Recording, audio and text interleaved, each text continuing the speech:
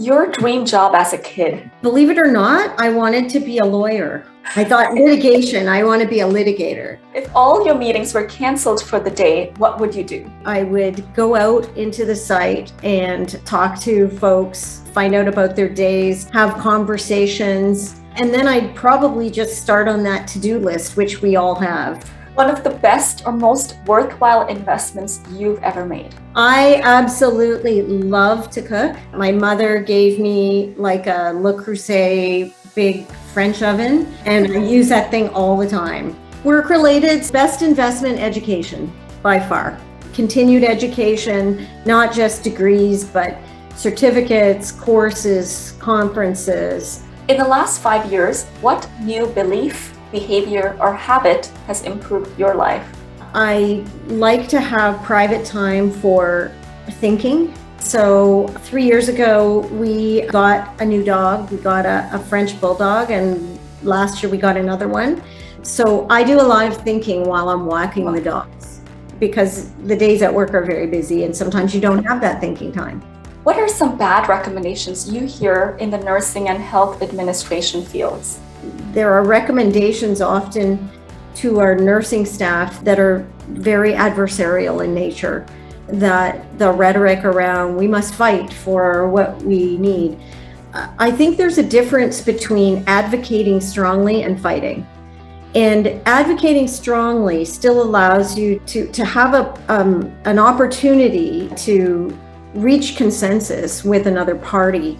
I think when nurses are advised to be adversarial, they get really positional.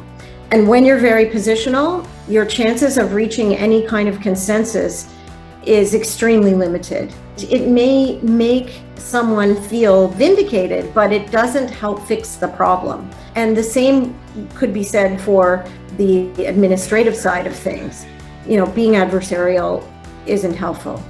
In the last 5 years, what have you become better at saying no to? Probably to spending money. It's really just a feature of the financial constraints that we've had in the organization. Believe it or not, early in my career, there was a time when the budgets were really robust. And I remember as a new manager, thinking, boy, I'm a bit worried about the workload on our unit, and just going to my director and say, I want to create a new rotation that requires an operational adjustment, and her just saying, yeah, okay. I mean, those days aren't here anymore. When you feel overwhelmed, what do you do? I try to seek, advice and counsel from those who are in a calm space. I'm a runner, so that's where getting out and running really helps me. Talking to a coach, or other mentors that I might have, and gaining the support of others. And then once I kind of ground myself, then it's really around reminding myself that I can't deal with everything at one time. And so trying to focus on the, short-term priorities that will help to resolve some of the overwhelming circumstances. What are your biggest triggers? When I see behavior that I believe is uncaring or disrespectful to patients, that's a huge trigger for me. And it's one that makes it hard for me not to, react, because it's a real contravention of my values. What's your biggest distraction? I think it can be distracting sometimes when you're trying to focus on a few key priorities to have constant, new things thrown at you. And we know that things change, but there are times when the government will say, okay, we want you to do X, Y, and Z. I mean, the pandemic has been a huge distraction. It's a necessary distraction. We don't have a choice. But, literally, we had to dump a lot of things that we were doing and just put them to the side so that we could focus on that response. That's not uncommon in healthcare.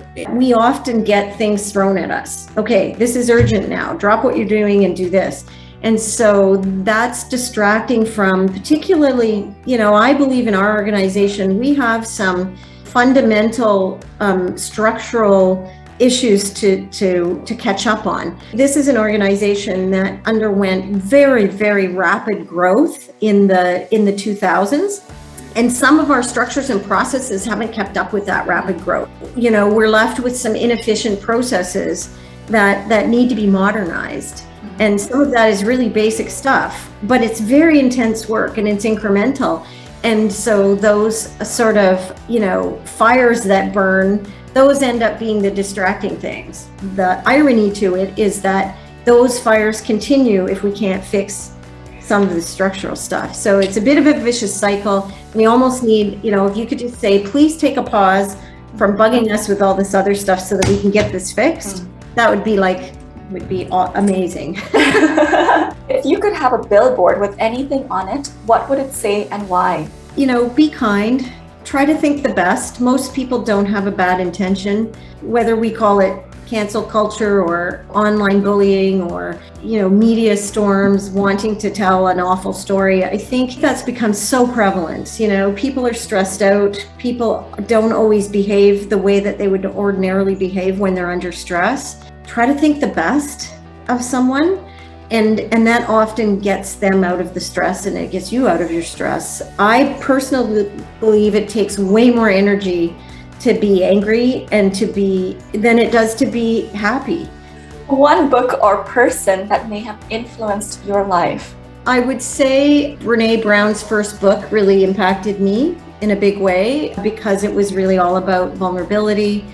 Another book that I read early in my career was the standard legal mediation book, Getting to Yes. And then a person, I know you asked for one and I'm giving you three. That person that really impacted me really truly was my very first leader, my head nurse. Her name was Joan Russell, and she was a dynamo and one of the kindest people I've ever met, and yet one of the strongest people I've ever met. Your biggest fear? The pressures of the system are climbing, and that I may not, and my teams may not have the tools we need to be able to fix some of the problems. Your favorite failure story? I was a fairly new manager. We were going through a very difficult strike. It was a long work to rule, and it was really impacting managers. It was with the nursing union, and then there were some other unions involved. This was in BC at the time. Notwithstanding that the nurses actually had, they had a valid position. Irrespective of that, managers, frontline managers who had a nursing background were very heavily leaned on for a great deal of work. We worked 12-hour shifts, 6 days a week, and we got 1 day off. And sometimes you had to be on call for the whole evening as well, because we were critically short of staff because they had an overtime ban, for example, was one of their work to rule campaigns.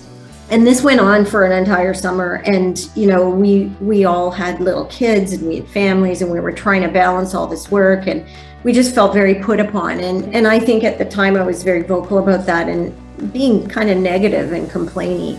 My mentor pulled me aside and took me to lunch one day, and she said, "Look, sister, you're not wrong. We are being imposed upon, and in this case, some of the other levels of the organization are kind of not having to put in the kind of time and effort that we have to right now. But the way you're coming across isn't going to help you. You need to find a way to be able to express your concerns in a productive and positive and constructive way. Otherwise, some of the skills you have to offer are going to be negated by people because they'll just say, oh, she's just a complainer. And that was an important lesson for me, because complaining alone doesn't get you anywhere. You have to be constructive. You have to take some time to think about, I feel put upon, but what is the solution to that? How can others help me? How can I advocate to get those solutions across? And so that was a lesson that I have lived. It has stuck with me through my entire career. So I try never to go to anyone and just say, here's my problem, deal with it. I've always tried to be constructive, and I try to have those expectations as well from those who work with me. What would you say is the greatest challenge to leadership today? The system isn't set up right now very well to be able to deal with those pressures. I mean, let's face it, there just hasn't been, as much as we've invested in healthcare, there hasn't been the level of capital investment or even in operational investment that's consistent with the growth in demand. And so when I say the growth in demand, I don't just mean the numbers, I mean the actual, we know that the demand is almost it is exponential in people's last 10 years of life. And with the aging population, it's not just about trying to grow a system because now I've had 10,000 more people move into my town. It's that 10,000 people plus the 80,000 people who now are in that category where they're going to need all of that support. Successive governments over the years just haven't necessarily invested what they needed to. And I understand. I mean, there's a lot of pressures on governments, and these are really expensive projects. But there isn't enough long-term care beds.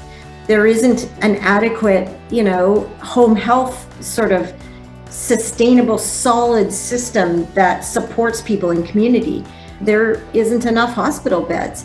We need to take a way more proactive approach to HHR planning. I think what is challenging for executives right now is that they feel a little bit like the meat in the sandwich. I think people are surprised when I tell them, you know what, as a CEO, I don't have 100% autonomy to make decision X, Y, and Z. There's certain ones, yes, I can make. I've got that authority to do that, but there's other ones that, they're beyond my control. That's personally frustrating. And that's where advocacy to get some of those system changes is becoming more and more a part of the CEO, and a very important part. So those pressures are there, and it's really important to have the emotional resilience to be able to deal with that. What would you want to say about your life when you are 90 years old? I've always wanted to make a difference and leave a legacy, but I don't mean legacy in terms of, there's some statue or, bench or something or building named after me. That's unimportant. I would like to be at the end of my life knowing that in some small way I made a difference. I helped the system transform.